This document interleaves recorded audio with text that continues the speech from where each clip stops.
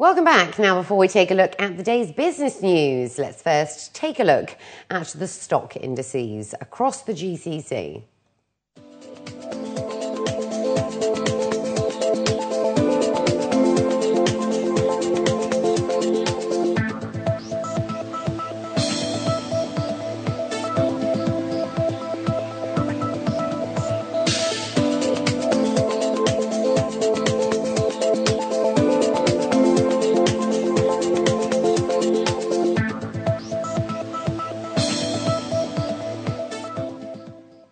And in our top business story, the UAE has emerged as the largest Arab capital exporter, having invested over $55 billion into foreign markets over the past 3 decades. Figures by the UN Conference of Trade and Development and the Kuwaiti-based Inter-Arab Investment Guarantee Corporation showed that between 1980 and 2011, FDI out of the UAE stood at around nearly 31% of the total Arab capital outflow of nearly $176.8 billion.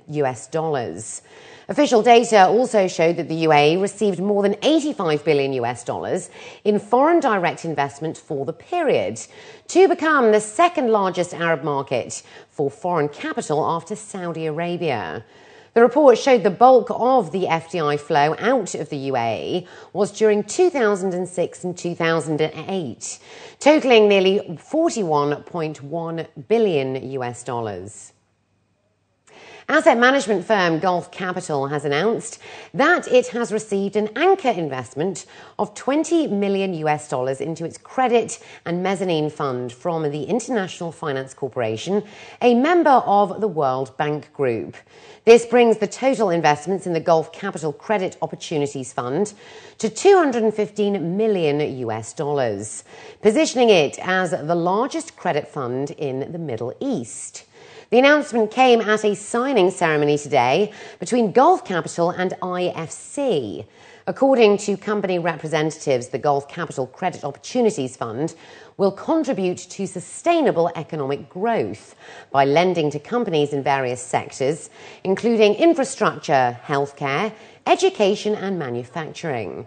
The investment agreement with the IFC will help provide long-term financing to small and medium-sized enterprises in Turkey, the Middle East and North Africa, as well as expand access to finance and create jobs. According to Dr. Karim El Sol, the Chief Executive Officer of Gulf Capital, the third close of the Gulf Credit Partners Maiden Regional Credit Fund has already attracted commitments from blue-chip institutional investors and leading family offices from the region and around the world. We have managed to attract financing and investments in the fund from sovereign wealth funds, pension funds, banks, insurance companies, and family offices. Investors who are looking for high cash yield and attractive returns. This fund is set up to deliver over 15% annual return IRRs to investors. So it has resonated with investors who are looking for good cash yield and long-term total returns. Well, this is a $300 million fund. We raised so far $250 million. And we're very grateful that the IFC and the World Bank decided to anchor the fund and commit to it by committing $20 million. What the fund will do is provide growth capital and expansion financing to SMEs in the Middle East and Turkey. Small and medium enterprises are growing fast, but they're starved for cash. They're not able to secure the right liquidity and financing to reach their full goals. So our fund will come and partner with companies and provide them adequate expansion finance. And you have to realize that almost half of all of the jobs in the region are created by SMEs. So it's a very worthwhile cause to back and provide expansion finance to small companies.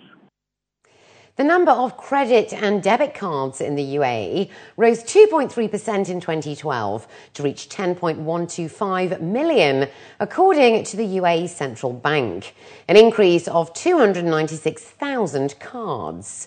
Data revealed that a total of 387.8 million transactions were made through the cards in 2012, an increase of 26.2 million transactions from 2011, with the total amount rising by 10%, up from 365.7 billion dirhams in 2011. Additionally, the central bank revealed that the number of ATM machines increased last year to reach 4,492, up by 7.7%. The top four banks with the highest number of ATMs throughout the country were Emirates NBD with 697 machines, the National Bank of Abu Dhabi with 550, Abu Dhabi Commercial Bank with 540, and Dubai Islamic Bank with 434 machines.